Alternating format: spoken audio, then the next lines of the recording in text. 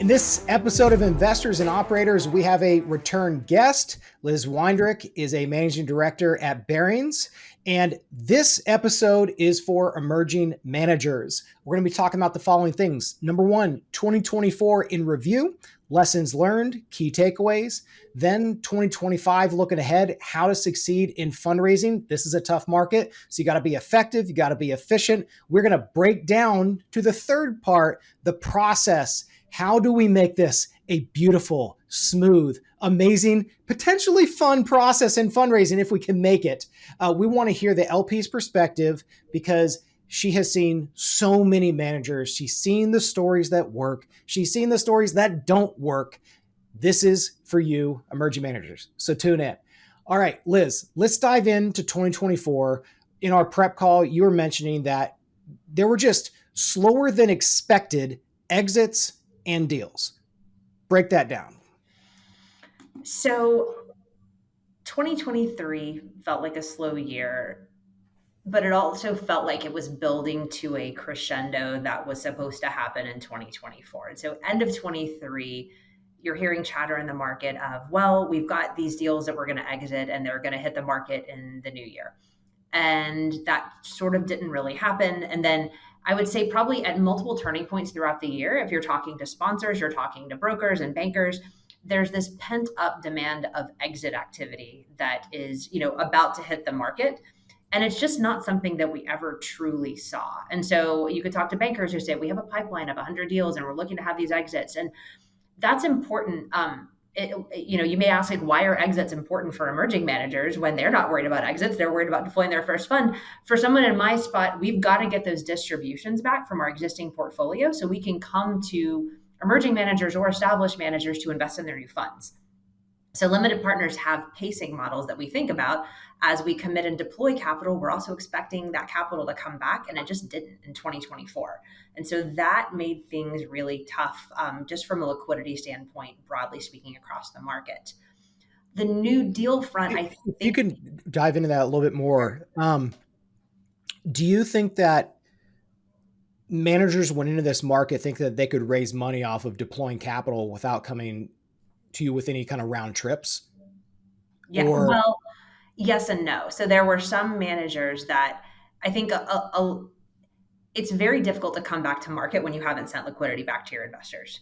And so I do think that there were instances where that liquidity was somewhat manufactured using the continuation vehicle market. And I have nothing against it. I think it's a great market. It's a great tool. It's been accepted as a tool to generate liquidity for investors.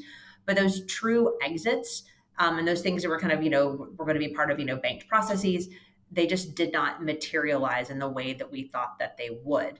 But I also think that, not as many sponsors came back to market. And I can think about our own pipeline of, we had managers flagged to be back in 23 that were delayed to 24 that are now delayed till 25. So I think fundraising processes have gotten delayed as well.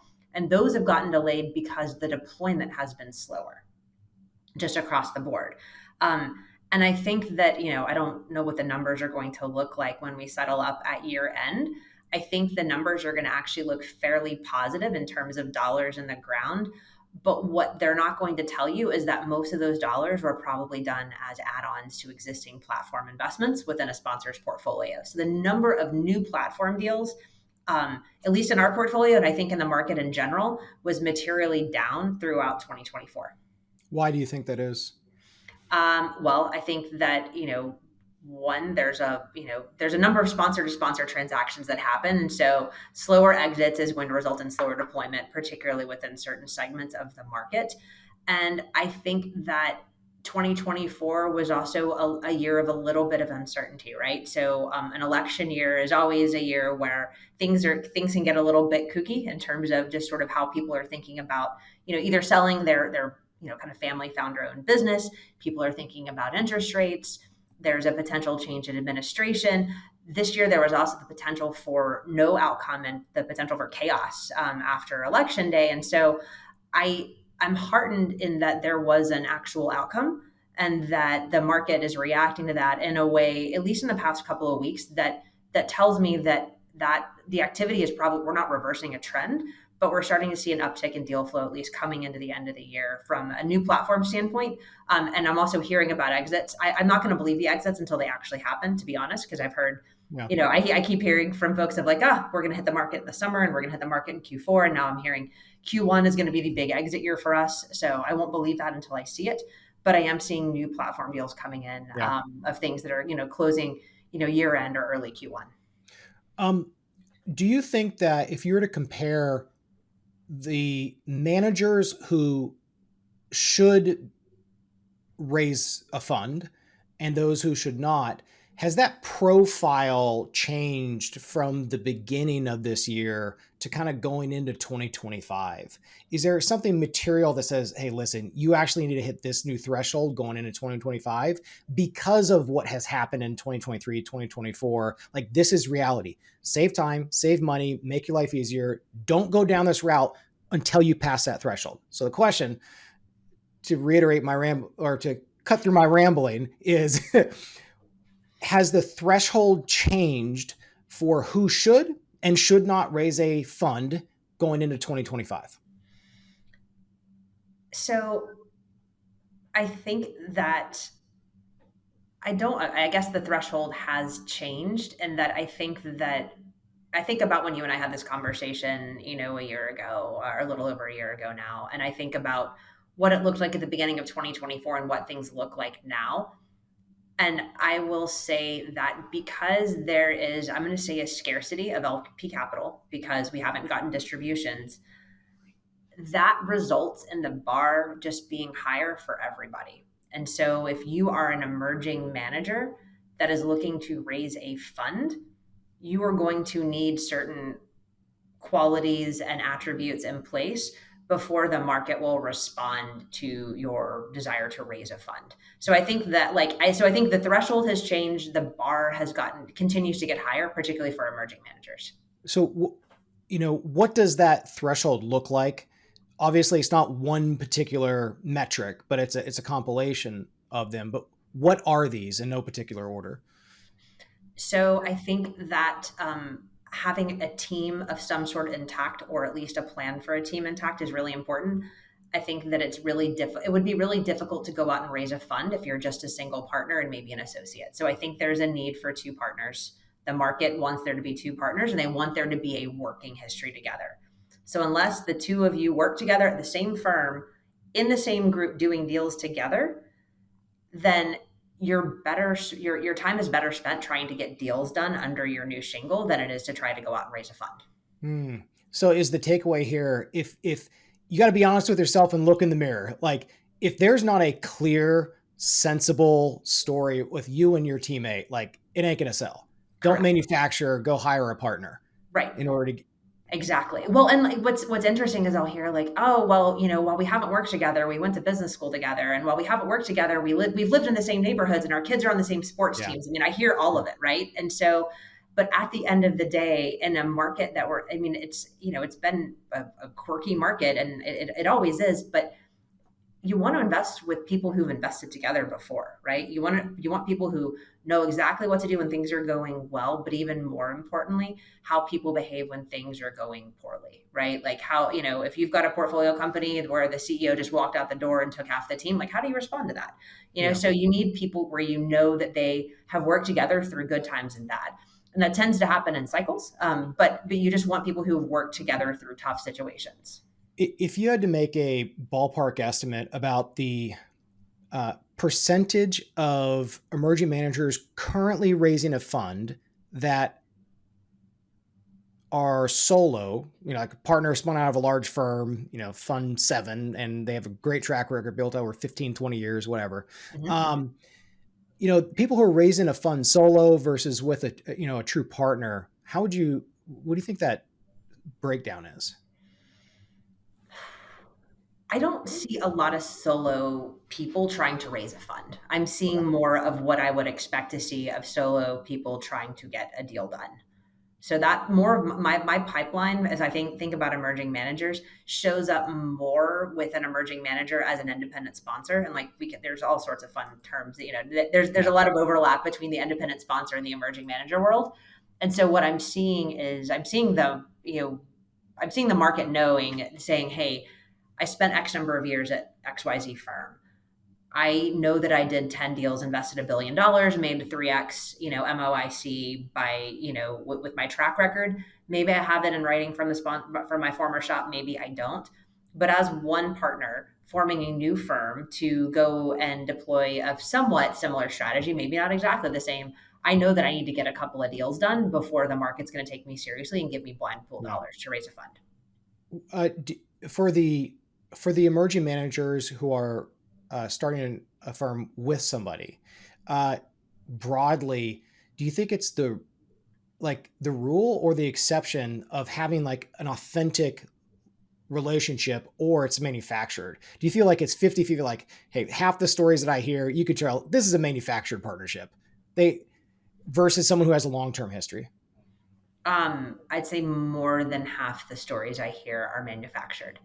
And look, it's fine. Like, but you have to do deals together before you can raise a fund, for at least for me, right? So Got it. you can, and you want to see folks kind of go out there, source deals, close deals, hopefully exit a deal, to then come back and say, hey, like, you had your doubts, we've worked together, we've, here's our stories from working together of, doing this investment together, of agreeing on this exit together.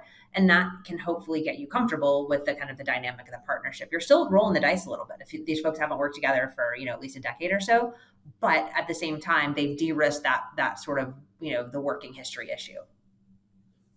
What are some of the other kind of key takeaways from 2024, and what people can do about it, or just what's some actionable things going into 2025?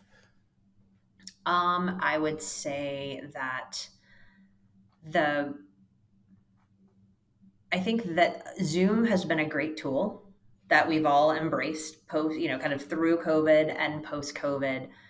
But I think that there's still no substitute for that in-person meeting and those in-person relationships that you can build with folks. So I think Zoom helps you be efficient, but I do think that like in 2025, and I'm not telling everyone to go get on planes more, but I am saying, like, show up to spaces where that you can meet and connect with people in person.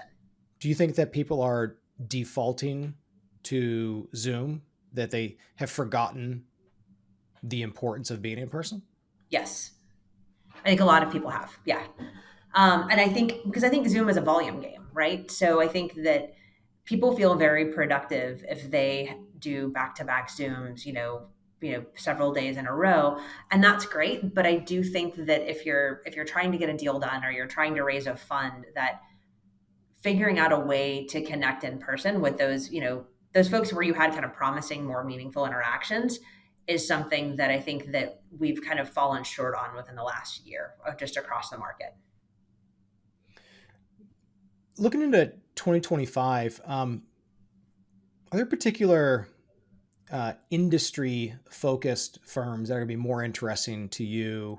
Or maybe before we wrap up 2024, if you look at the end of the year, in 2024, what are you expecting in terms of your fund commitments? Like, how many people are you investing in, co-investments, like just kind of facts and figures? Ooh, I don't know that number off the top of my head to be able to give to you. So, I mean, I Maybe do. ballpark.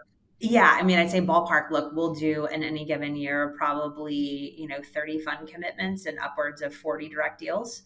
The direct deals look like equity co-investments with funded or independent sponsors, as well as kind of single asset continuation vehicles. So we're very active, and we continue to be very active. And we're in a fortunate place in the market where we do have capital to deploy, and not everybody is in our position. Yeah. Looking into 2025, are there particular strategies that you feel like you're underallocated in, or you think are just more interesting from an industry perspective? So I would say that if I'm thinking about what our pipeline looks like, there's a lot of industrial names in our pipeline, which is interesting, because that's, and industrials tend to, kind of cycle, but that's something that we're paying attention to. We always like healthcare focused sponsors, and we're always on the hunt for great healthcare focused names. This is within sort of traditional private equity. Where we see a really interesting and emerging opportunity set, and this is, maybe some of the folks in your audience can kind of identify with this, is that if you look at the infrastructure market in general, then we sort of think the emerging manager landscape within infrastructure is very comparable to what it was like in private equity 15 years ago. So you have these very large managers who have, kind of raised these double digit billion funds over the last, fund one or two fund cycles, and folks who are spinning out and are now kind of investing in the middle market and the lower end of the market, maybe taking a little bit more risk on the value add side, but also generating close to private equity like returns. So if you think about investing in infrastructure, and maybe you don't, but the stereotypical infrastructure investments like a toll road or an airport terminal, and you're getting 4 to 6%, and a lot of that is in current yield, and that's interesting, but it's not as interesting as your typical private equity model. And what we're seeing is a lot of opportunities with managers as well as direct deals that have those infrastructure like qualities. So long-term contracts, with, kind of backed by kind of real asset like collateral, that are generating that private equity like return. And so that's where we're seeing exciting opportunities. If it's, if it's typically infrastructure, or it's all the services that are around it as well. So let's maybe shift over to breaking down the fundraising process. Or is there anything else that we haven't talked about in 2024 or 2025 that you think is interesting? No, I mean, I think it's, I think there's a lot of excitement going into 2025 because I think people think there's going to be an uptick in activity. So let's just cross our fingers that there is. Driven by what? Well, I think post-election certainty of I would say, or certainty, or what do you, sorry, go ahead. I would say I think that certainty around the election is helpful. Now, I don't know like what direction that tells you to go in, but I do think that it tells you that, look, the election was decided. It is certain, there's a bit of, there's a viewpoint around where people think rates are going to go and kind of what has and what hasn't been kind of priced in. So I do think that there's going to be hopefully a little bit more, exuberance, at least on the exit side in 2025. And that's what we need to sort of get us going again, so that capital is coming back to LPs that they can then reinvest with, either emerging or established managers. If the policy goes through, and I don't know the size and the extent of it with tariffs, how much is that going to be affecting the manufacturing companies and other sectors? And to what extent are you all kind of thinking through that thematically and the impact of it, of, maybe of exits, new deals and getting and pricing on them? Like how, to what extent are the tariff policies really being, considered for how you guys are looking at the world? It's a good question. And we've been laser focused on supply chain dynamics. I mean, I think if COVID taught us anything, that it's, being mindful of just the supply chain of all of the businesses that we're invested in. And so that's nothing new for us. I would say there are also a lot of groups out there that have had a thesis around nearshoring. And so I do think that if, the tariffs that have been promised go into effect, that could potentially accelerate kind of the trends around nearshoring. But again, I also think that those are not sort of new ideas or new kind of theses within general private equity. I think it's there, but I think it could potentially be more active. If anything, valuations may run up within those sectors, just given kind of the dynamics around, tariffs and what people think they might generate. Interesting. So let's go into breaking down the fundraising process. And for each stage, how do we make this the best, most effective, smooth, and yes, potentially fun / happy, enjoyable process as much as it can be for fundraising for you and the GPs? Can you break it down phase by phase, and then we'll kind of go into sub bullet points for each phase? Sure. So, I mean, I don't know if I said this to you last time, but I've said this many times, is that, if you want to go out and raise a fund, you've got to be very excited to get out of bed in the morning, smile, run into a brick wall, get up and just do it over and over and over again. And so as somebody who sits in my seat, I know that it's really, really hard. And I think that, the best advice that I can give someone is just to continue to be persistent. but to also to listen and kind of take feedback along the way. So maybe we should start with kind of that initial introduction, and then kind of work our way through the process. Do you want to start there? Yeah. I mean, I think starting with having the right mentality and the expectations of what it's going to be like, it's going to be hard Yeah, it's going day to be after fun. day, Yep. because just because you're at, the size and the shape and the infrastructure and the team at, fund five, fund six, like you're starting your own thing. Even Mhm. if you were a senior at a size and shape of firm of a larger firm, it ain't going to be the same. No. Well, and I find that a lot of folks who were, very senior at their prior firms were really great investors, but maybe didn't have contact with the outside world when folks like me, right? So they, had these sort of professional IR functions and capital markets functions and HR and operations and compliance and finance. And all of a sudden, if you're starting your own firm, guess what? You're wearing all of those hats. And maybe you've got some folks to help out on the investment side of things. And you can outsource a lot of your, kind of finance and compliance and back office these days. But at the same time, you're basically starting from scratch unless you've got great relationships with the LPs from your prior firm, which I find it's not that's not something that larger firms necessarily encourage, and not because they're worried people are going to spin out and take their relationships, but they want their deal people focused on deals. So, is there anything else from the mentality, or actually, when you think about the expectations that an emerging manager needs to have going into the process, like what are the list of expectations that they should know before going into it? They need to talk about with their team, maybe even with their families. No, I'd start with their families, honestly, because this is going to be a very time consuming endeavor. I think that, if you talk to the attorneys who are pulling together the fund formation documents, they'll tell you that fundraising timelines have stretched out significantly over the past few years. It used to be kind of a 12-month process that has now, expectations were then geared to 18. I think 24 months of actual fundraising should be the baseline expectation. And that is What was not it like 12 months ago? what you say. What was it like 12 months ago? 12 months ago, it was probably 18 months or so. So, But the, I so the also, ta- yeah, so the takeaway here is that the fundraising timeline has gone from basically 18 months to 24 months, and if the not longer. threshold is significantly higher. Yes. If not longer. Like I would not be shocked if someone said, it's really taking more like 30 months because, depending on when you start your clock, do you start your clock when you start preparing your documents? I don't think so. Like, I mean, that because there's a lot of work before you even start talking to people like me. There's a ton of work that goes into standing up your firm and even having something to go talk about. So if you think about your legal docs and your PPM, if you think about your marketing documents and the pitch that you're going to be giving to folks, like all of that takes time. And so when I'm starting my clock, I'm saying that by the time you hit the market. So all the work and the lead in time that goes into that is not a part of my 24 months as I'm thinking about it. So, is there anything else on the expectations aside from it's going to be really, really hard and harder than anything you've ever done?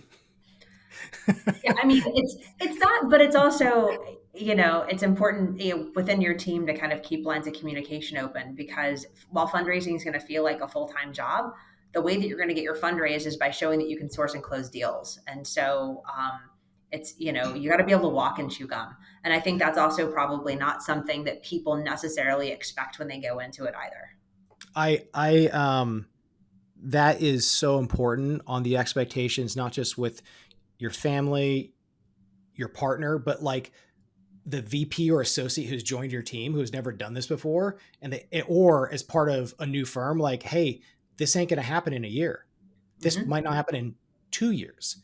Like Hmm. raising a fund, like it can be demoralizing for that associate who's been with you for a year, 18 months, 2 years. Like, when are we going to raise a fund? Like, Right. I left a really good job at a really nice firm to do this startup with you, this Hmm. business. So I think that constant communication of here's where we are at, but not complete siloing because it makes them feel far a part of the process. Hmm. Well, because the reality is that you're effectively, managing a startup business. And so you could be a partner with 20 plus years of experience at a firm and you've hired an associate or a VP with, 5 years of experience somewhere. But that person is in the trenches with you and they're your partner. Like they may not have a partner title and may not have partner economics, but you need to be treating all of the folks around you as your partners, as you're sort of trying to get things off the ground. So let's kind of dive into the stages. Mm-hmm. Like stage one, let's outline it, and how do we make this an amazing process? So can we work off the baseline assumptions that you've got, your team intact, and your pitch is sort of honed and refined, and this is sort of the execution piece of hitting the market. Is that what you want to cover? So this is not pre-market activities Right. of putting together a deck and all that. We are now hitting the market. It is January 1st, and I'm going to start actively doing outreach to new LPs. Yes. Cool. January 1st, let's rock and roll. How do we make this an amazing process for you? Well, how do you come in the door is probably the first question, right? So how does somebody get to me? And now the fun part about my job is that we have an open door policy, and it's actually my job or someone on my team's job to respond to everything that we get. And so if it's a cold email of just like, hey, like I found you on LinkedIn, I found that you guys are managing a program for this type of client, would love to, have the opportunity to tell my story. That's an email that I'm going to respond to, or someone at Barings will respond to.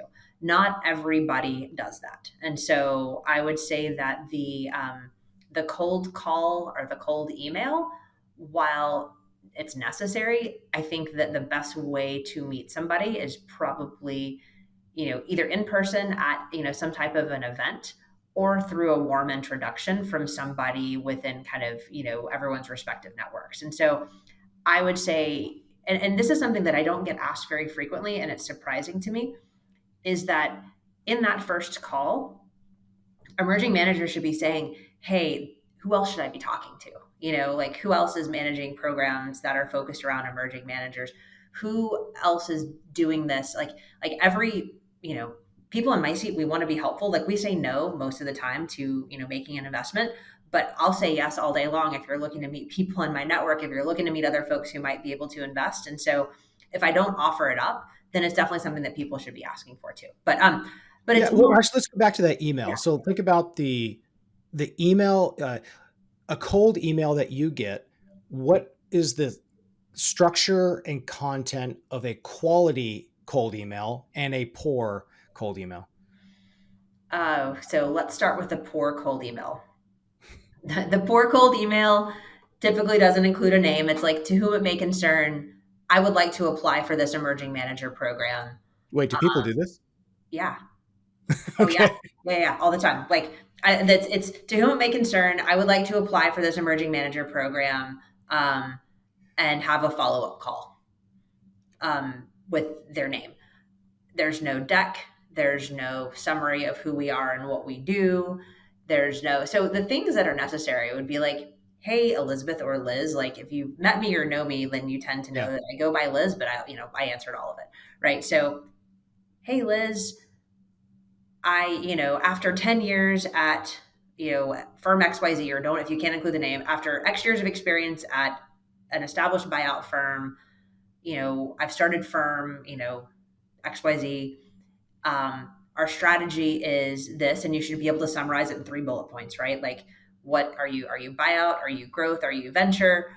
What segment of the market are you trying to pursue? So lower middle market, large market. And do you have a sector or deal sort of area of focus, right? You should be able to say, we do these kinds of deals within this segment of the market, and here's our specialty. Our special sauce is this. Would love to have an introductory conversation. I've attached my deck for you that goes through everything, and would love to find a time to connect. Can That we include in that summary email the bullet points of like, by the way, here's some high level either returns or we've made. Here's how much we've deployed. Yeah. Here's how Oh, many that's even investments we've better. had. Yeah, if you can include that, that's awesome. You don't So have to include that avoid. in the email, but it would be even better if you did. Yes. So do you prefer, one or two sentences in bullet point that are super summary, not paragraphs that are that are paragraphs built into bullet points, but like true facts, figures, and you're going to be able to scan through that super quick. Like, all right, I get it. I understand exactly where they fit. I want to talk to them. Or you can at least have that gating decision very Yes. quickly. Okay. Yes. No. Yeah.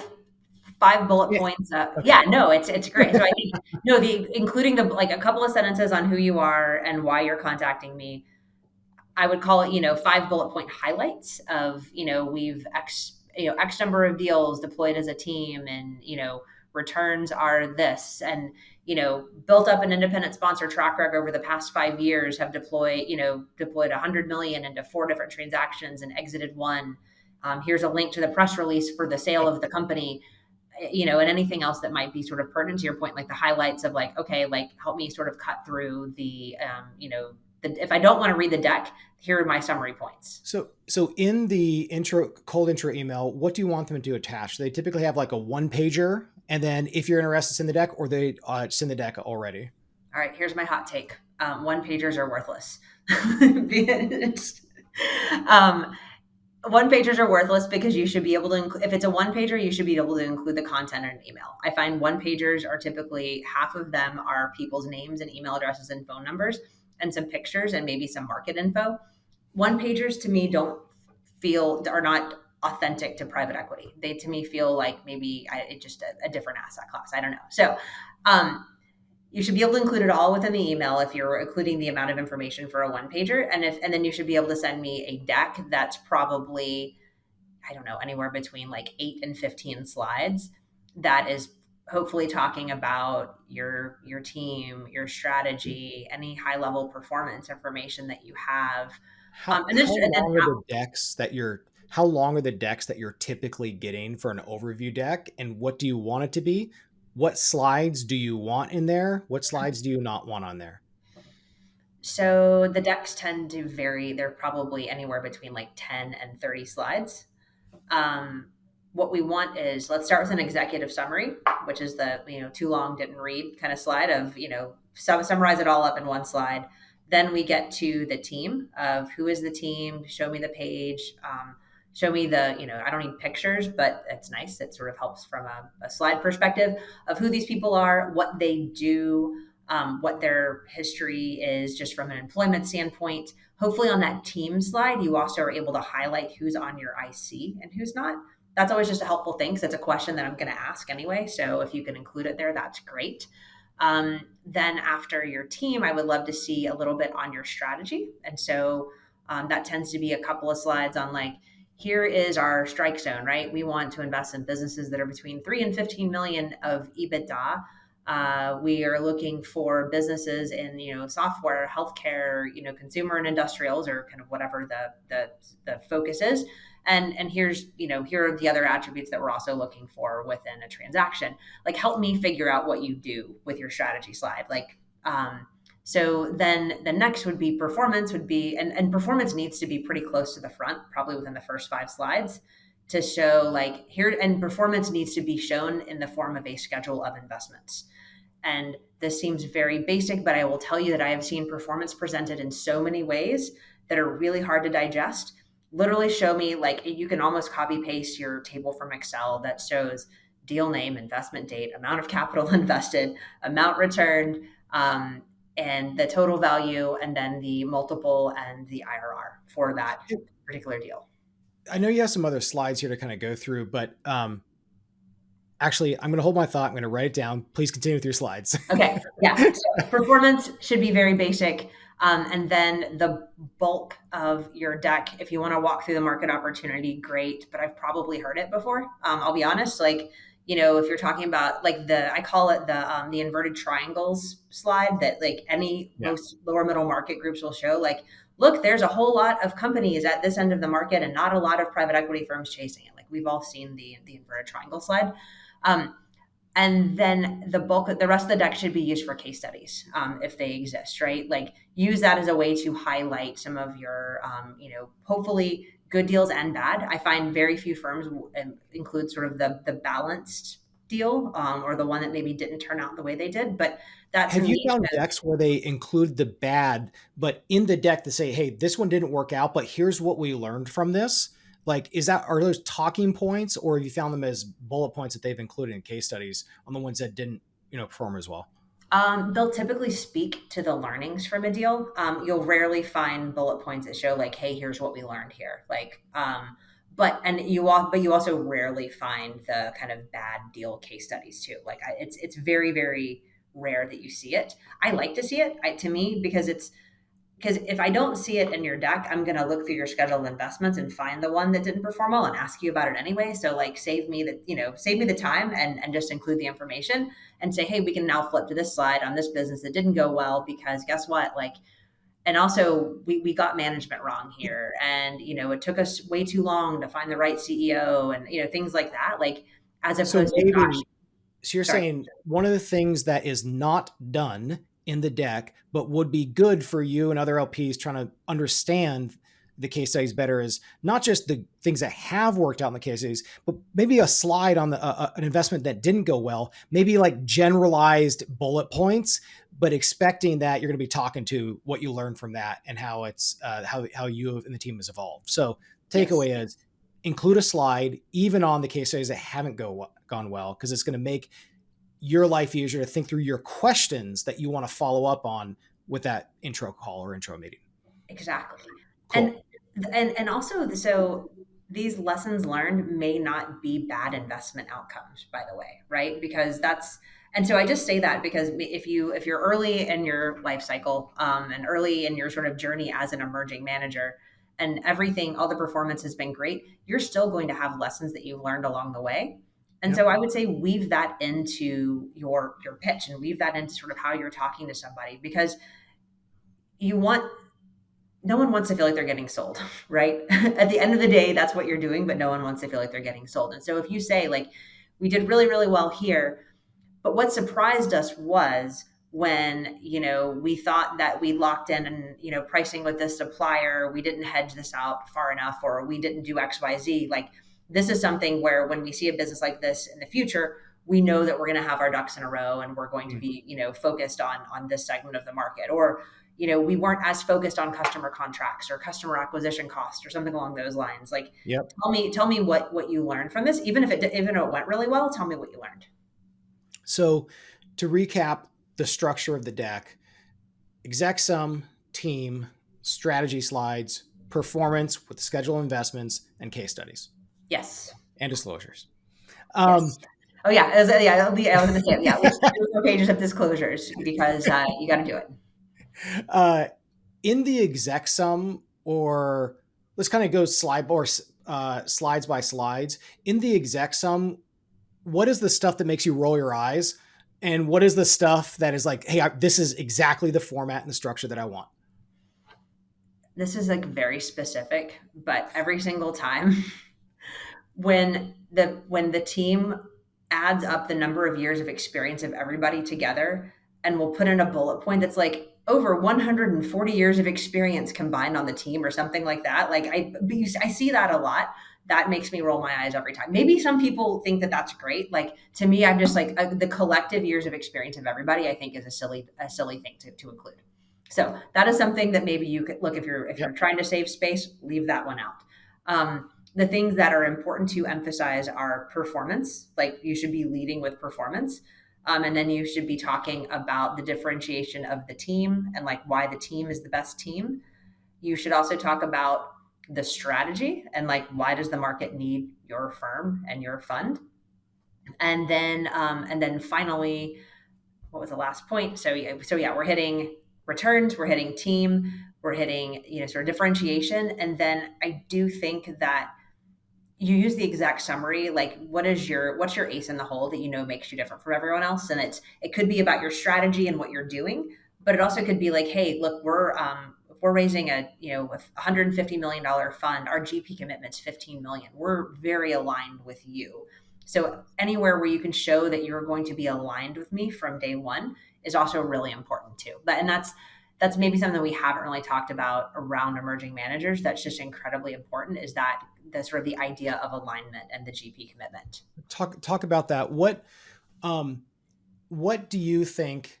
I mean, what is your ideal scenario? You and just general LPs, your ideal scenario for someone raising fund one, and what they want, and then what is the realm of where is alignment?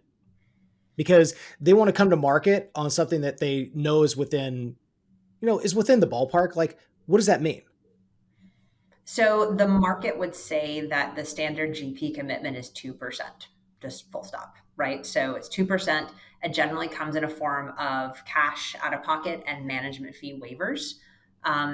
I think that where folks like me start to raise their eyebrows and get excited is anything above that, honestly, right? So it's for, look, we know that the journey towards raising a first time fund can be tough. And particularly when you layer in, the emerging manager set of folks who maybe haven't had these huge wealth generation events over the course of their life to be able to pony up that 2%. Like, we know and we understand that. So what I don't want to do is turn people off from going out to raise a fund, but I'll just say that it gets us really excited when we see that there's significant alignment with the GPs and with us and our clients. How aware do you think GPs are of the others in their space to be able to say, listen, like, we are actually different from these other 20 funds? We think the level of awareness is of their true comp set. Pretty low, honestly. And I say that particularly within the emerging manager opportunity set, just because I don't think that they've had the opportunity to be out there. GPs tend to run into each other, obviously, kind of the industry events they attend, but they'll run into each other probably during competitive purchase processes as well as sale processes. Yeah. So, and I think that the market probably has good general knowledge of each other, but what GPs fail to differentiate, when they're failing to differentiate, it's not just like, hey, this is us, this is how we're different, and this is how we're different for you and your portfolio as like a partner. And that's what they don't think about. They don't think about sort of their space within a portfolio. When they think of their sort of differentiation, they're thinking of like, how am I different than this other, private equity firm in, Midtown New York? And do they have enough of the resources to be able to do that research on you? On me? Yeah, on the firm, to be able to say, like, I understand your portfolio right now. Here's why we think we're a good fit within this slice of buyout private equity, industrials, lower middle market. Like, I've actually looked at your portfolio. So we're done the research through placement agents. You bring up a good point, and this we probably should have started this with, before you even start the pitch, ask the question, right? Of like, hey, like, what are you guys looking for right now? Because I'll tell you, if you ask me, like, what are you guys looking for? What are your investment priorities going into 2025, 2026? And so maybe we should have actually started with that, as even before your executive summary. And this is not in your deck, and most GPs are really good about this, is by starting, look, you start with your, a minute or so of like intros and like chit chat, but then say like, hey, like, before we get into this, I'd love to learn more about you and your program and your clients and what you guys are actually looking for. Do you think that would be an interesting slide to have in a deck, on just like literally the slide before the executive summary is what we know about Barings? And it's almost like a discussion topic. So like, we've done some research, we talk with placement agents, or if they're not doing a placement agent run, these are early conversations. Mm-hmm. Of like, here's what we think that we know about you, but I want to talk about like, what do you want? What do you need? I've never seen that. So it would definitely be unique. I don't think you need a slide for it though. I think you could say like, hey, look, like we've done our homework, and we know you guys are really active with New Jersey for their emerging manager program, because there's been a lot out in the market and on LinkedIn about that. We know that you guys tend to like, these types of businesses because we've done our homework, but tell us more, like, and demonstrating that you've done your homework. I think it's, not necessary, but it doesn't hurt. Like, what are we, say like, hey, what are we missing? Because I also think that, there's a lot out there that we're doing that may not be as well publicized, where a manager could be a good fit for a different type of program too. So the key takeaway here is that the meeting should start like, hey, I've sent you an overview, like you've seen our bullet points, but I actually want to start this conversation with really understanding what you are looking for, what your team's priorities are for this year. Yes. Because they're already interested. Right. Otherwise, they wouldn't take understanding, right? If I tell you, like, and here's how a lot of conversations will start, is I'll get some materials, and it will be a strategy that is venture capital. And we don't invest in venture capital. We're very upfront about that. I'll reply to someone's email and says, hey, we don't invest in venture capital. I'm happy to have a call and just sort of learn more about your strategy and what you do and explore potential ways to partner, but like, we don't do this full stop. And so in that initial call, what a lot of people will try to do is convince me that they're not venture capital, they're actually growth equity, right? And so they'll spend time trying to get to a yes when I've already told them like, hey, like that, like this is not going to be a fit, not right. But maybe it's a no for now. Maybe we start doing venture next year. Maybe we start doing venture 5 years Yeah. from now. Like I view all of these calls as just sort of learning experiences and ways to develop relationships with folks in the market. And I want to be helpful and send you to people who do invest in venture, but don't spend the valuable time that we have together trying to tell me you're something that you're not. So we have talked about the cold email, the structure and the content of it. We've talked about the deck, exec sum, team, strategy, performance, case studies, disclosures, done. Might be one slide, might be a few slides. We've talked about how one pagers are pretty much useless because guess what? That's your overview email, and you're going to have the overview deck. Let's kind of talk about that first meeting. And you were mentioning that the first meeting should start with asking you questions about your program and your priorities. But what does the rest of that meeting look like if it is an amazing meeting? And what does it look like if people have a bad first meeting with an LP? Perfect. So my ideal first meeting is 30 minutes long, and that actually tends to create a little bit of sort of it ruffles some feathers, if you will. So within 30 minutes, we would like to cover intros, team, strategy, and performance. And if that call goes really well, then there's always natural follow up work that comes out of it. And that follow up work could be going through a track record. That follow up could be going through a potential co invest opportunity. That call could be walking through your investment pipeline or case studies or something along those lines. Like there's going to be a natural kind of follow up to that 30-minute intro call. And I think that the ideal call covers just those basic things within 30 minutes in a way that allows for sort of natural follow up. And like, there's been GPs where it's like, all right, you know what? Like, we probably need to really go through your track record, and that's going to take 90 minutes. So, like, let's book this time on the calendar for sometime over the next couple of weeks that works for everyone, where we're just going to really sit and go through every deal that you did at your prior shop, you know, who led it, kind of what your role was, and really kind of dig in there. And so, I think that the bad meetings are the ones where people come in and try to get too much done in 30 minutes. There's also people who complain about the fact that the call is 30 minutes multiple times over the 30-minute window. We'll say like, well, gosh, like I'm normally used to having an hour. And so I don't really know where to go with this. So like, I would say if you're a GP, some people want to do a 1 hour intro, have that ready. Some people want to do a 30-minute intro, have that ready too. So as they're prepping, have a 30 and have a 60-minute agenda prepped. Exactly. Cool. Okay. First meeting is done. That 30 minutes has been awesome. You're interested. You have a chance to go to like a second level of details after you read the exec sum, after you read their amazing outbound cold email, or maybe a warm intro with succinct bullet points. What happens after what happens after the first meeting? What does this amazing process look like? So this is where things feel like they can get stuck, both for me as an LP and also for GP. So this is like a collective problem that I don't know if I necessarily have a solution to, but I just want to name it and say that it is a collective problem, is where to go after that great first meeting or even that great second meeting. And I will say that LPs are really good at kicking the can and not making a decision, and I'll own that, right? Like that's something we'll say, gosh, like that was great, but like there's not really a close scheduled for any time soon, so there's not really a catalyst for me to do additional work and take this to my committee and kind of get through a process. And so I'm not saying that the GP should be, you know, kind of shepherding everyone through a process, but I do think that there are carrots along the way to get people moving towards a close. And so mobilizing everybody towards a first close or a subsequent close during that fundraise timeline is a little bit of a mystery, but I do think that you've got to have a catalyst and a reason for people to pick up their pencils.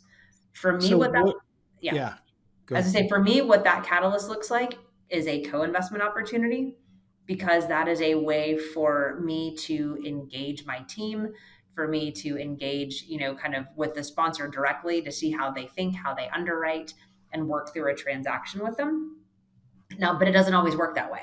So I'll just say like that to me, because I feel like where things get lost are after that great first or second meeting, and you need to kind of herd cats almost to get people to come into, a close at that point. And so I would say a scheduled close so that the LP knows kind of what that looks like is also pretty important to communicate too, to say like, hey, look, like we've got, you know, $10 million, 20, 30, $40 million circled around a first close that we're looking to have at the end of Q1. That gives me a deadline in my mind to say like, all right, they're trying to schedule a close in Q1. Now, whether I believe that timing or not is a different story, but that allowed that for me sort of set some timeline in my head of like, all right, if we want to get this done, we need to start mobilizing the team to really do work here.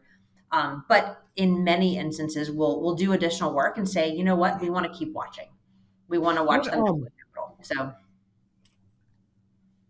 let's talk about like when, where, and how to use placement agents, because that's kind of like the job of a placement agent is to know.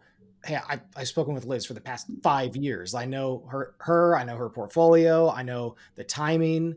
Do you feel that who does and does not need it? I know this is broad strokes, but do you think that GPs have enough awareness to truly understand why they need to use a placement agent when they don't, or they feel like they get 6 to 12 months into like, oh, I should have done this a lot earlier? I just don't know enough of the dynamic between you and them and what that's been like. Yeah, I would say that it's good and bad that placement agents are super active with emerging managers today. They're used to kind of not, they used to kind of, there used to not really be a set of placement agents that would work with a first time fund. How And many are now there, do you think, that are, credible? They've truly raised funds, even if they're a boutique and they're, 2-3 person shop. About how many do you think are in the emerging manager market? first of all, I don't know of an agent now that won't take on a first time fund. So everyone is doing it. In terms of number of placement agents out there, I'm going to say there's probably 15 to 20 out there that are Okay. credible, who I know, whose calls I take, whose emails I respond to, who set up meetings, who are working with. And a lot of placement agents have also started picking up independent sponsor single asset deals. Yeah, I think because as they a want way to to grow with ingratiate them. themselves, right? Exactly. As a way Yeah. to start developing that relationship towards, locking in that first time fundraise. And there are some placement managers who just focus on independent sponsors. They don't not raise a fund, like just independent sponsors. Yes. So yeah, I mean, do you feel that that emerging managers engage a placement agent at the appropriate time or too late? Um, so I think it's a good question. The ones who I know, they tend to engage them fairly early, because not every sponsor and placement agent's a good match, right? And it has everything to do with that placement agent sort of history or sweet spot, or even the opportunities that they have in their own pipeline, right? Like Yeah. no one wants to take out two managers that look alike or even have a lot of similarities at the same time. It's just Yeah. not a good use of their time. So I do think that starting to know and engage with that market early makes a lot of sense, that just so that what your universe is. Because of those 15 to 20, you may find that only 3 to 4 are ones where it's a good match, based on what So you're trying to do and what they do. yeah. Of the emerging managers who do have a placement agent, generally speaking, do you feel like they have coached them enough for that first meeting with you, or where do you think the pain points are that they need to be better coaches? I would say they typically need to be better coaches, but not everybody is coachable. So a lot of people, I just say, so I don't want to point fingers, right? But it's Well, but I think that goes back to the expectations mhm, that an emerging manager needs to have. Just what got you here to Fund 7, and mhm. you're at this level, is not going to get you to there of starting a new firm. Like sometimes you got to eat some humble pie and be like, listen, I truly need to hear, am I doing things right, and where do I need to adjust? Yes.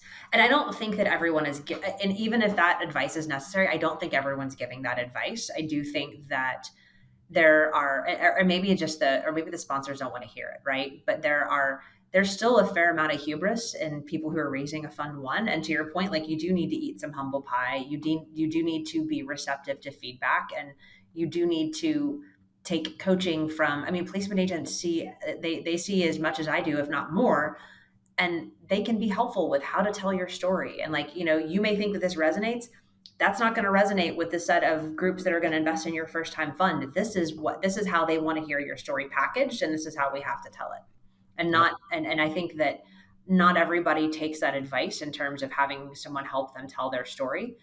And the part that gets awkward is that if they're out in the market for a long time trying to raise capital, and I'm going to say burning meetings, because you are kind of burning meetings if you're not good at telling your story and you're telling it to the market, then engaging a placement agent and then trying to go back with, the same story, but a little bit But repackaged, I say so it like this.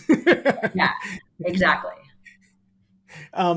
Okay, cool. So what are some of the other ways that you can build momentum in between, the first or second meeting, or the second meeting and further?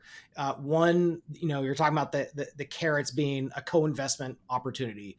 Two, having a scheduled close that you're trying to work people toward. Like, what are some of these other things that help maintain momentum after that first or after that second meeting? I would say the third thing, and not everyone likes to do this, and I completely understand why, is some form of a discount around fee or carry for first closers. So people want to feel special, like they're getting a deal. And so to help incentivize people to come into a first close, someone might say, "Hey, while the rack rate on the fund is 2 and 20, if you come into our first close, you're going to pay 1.8 and 18." Right? So you get a meaningful discount to your fee and carry. And we recognize that because you're taking a risk on us and coming into our first fund at our first close, and we'll give that to you, right? So that is out there a little bit. It's not out there a whole lot.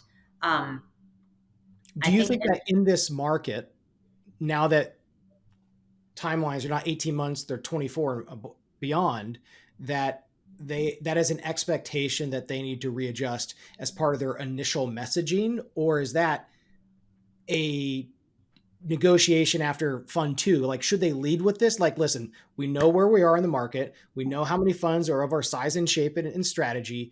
We know what's realistic. I'm just gonna be open and honest from the first meeting. Here's where we're at.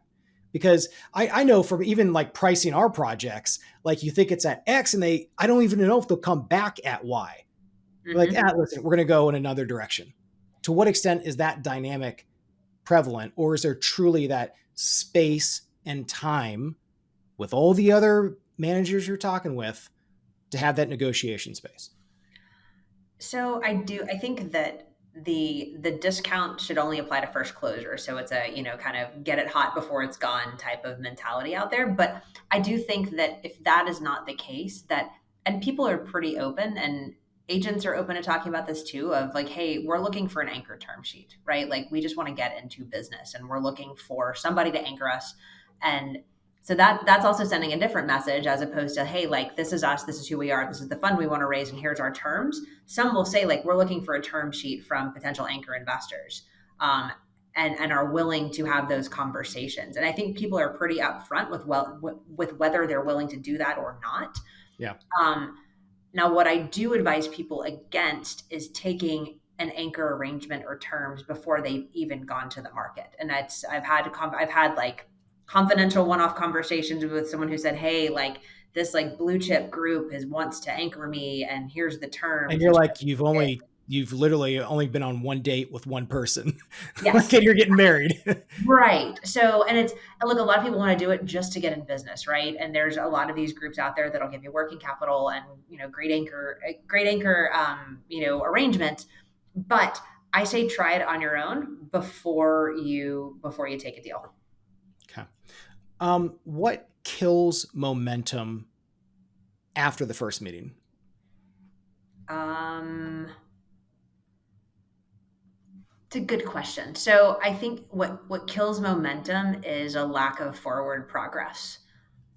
And by that, which right, like, Thank you. the definition of what builds momentum. But what I mean by that is there's no there's no reason to follow up with me other than following up to see where I am. There's no new news to communicate. There's not a new deal that's come into the portfolio. There's not a new member of the team. There's not a new dynamic. Like coming back to me, it's like, hey, where do you stand? Where do you stand? Where do you stand? Nothing has changed.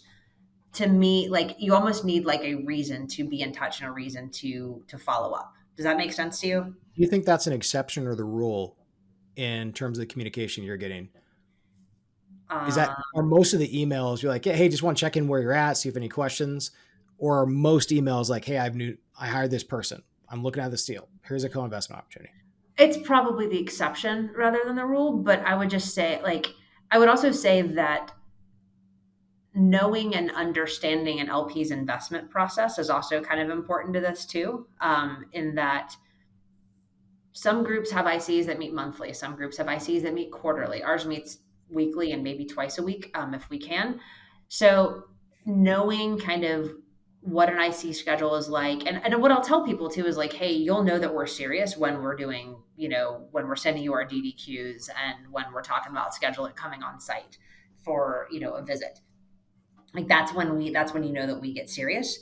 But it's to convert from sort of those initial first couple of meetings to really really digging in is, and we'll do a ton of digging in on our own like desktop work, and we'll pull down the data room and run a bunch of our own analytics. But I'll tell you, like from our perspective, we're getting serious when we send you our DDQs, because we don't send that to people who we don't want to, who we're definitely not walking into this trying to form a partnership with them. Yeah, and I think this all comes back to this kind of self-reflection about where they truly are and their ability to raise a fund Yeah. versus like you haven't really met the threshold. So stop trying to push a process that ain't going to be there. Hmm. Get the deals done or get the result that we need. Exactly. Well, and I'll tell people too, like, hey, like, really, really like this meeting. It's been a great, first, second meeting, but here are some things that I would want to see before we would come in and make an investment. And Yeah. I try to be, every year I try to be, more thoughtful around what I call, I don't even know it's constructive criticism, but like, hey, like, you guys are great and we have no problem with first time funds, but you guys are a first time team and you've never worked together. Like, if you get Yeah. your fund raised, I think that's great. Stay in touch with us, show us co investments, show us your progress along the way. We want to track you, we want to develop a relationship, but we're not going to be there for fund one. We want to make sure that we're there and have the opportunity for fund two. So let's stay in touch. So what's the next phase of the process and what does that process look like if it's good? Once Um, sending out the DDQs or an onsite, let's kind of break down mhm. the next phase and what people do what should people do and what should people avoid? So, I would say that once kind of the DDQs are rolled out, we've come on site. I would say, making yourself and your team available to everyone and providing references are also something where I think things get a little bit sticky. Some groups are hesitant to provide references early on, and we actually start referencing really early in a process. We don't necessarily pull the reference list, but I mean, the reality is that a lot of LPs know each other, and so we'll start calling each other, or we'll start call. If it's an emerging manager, we'll kind of poke around with maybe we weren't investors with someone's prior firm, but we know someone who was, and we'll call them and say like, hey, did you know this person at that firm? Did they really do these deals? Right. So like there's a lot of referencing that happens early on. But I would say that, just I think being being open to sort of participating in our process and making yourself available. And that means from an operational standpoint and an investment diligence standpoint.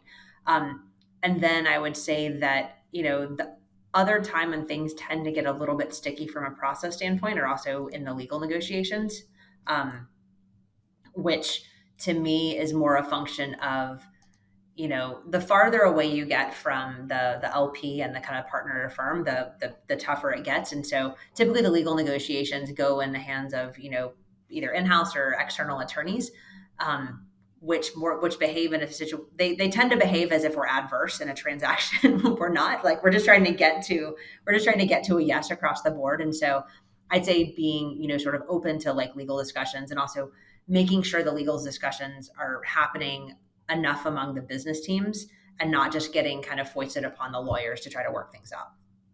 Okay. Does that make sense? Yeah. Yep. Anything else from a process perspective that you want to cover?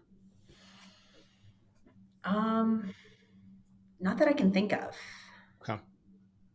Um, so maybe taking a step back, and if you were to kind of summarize, what does an amazing process look like for you?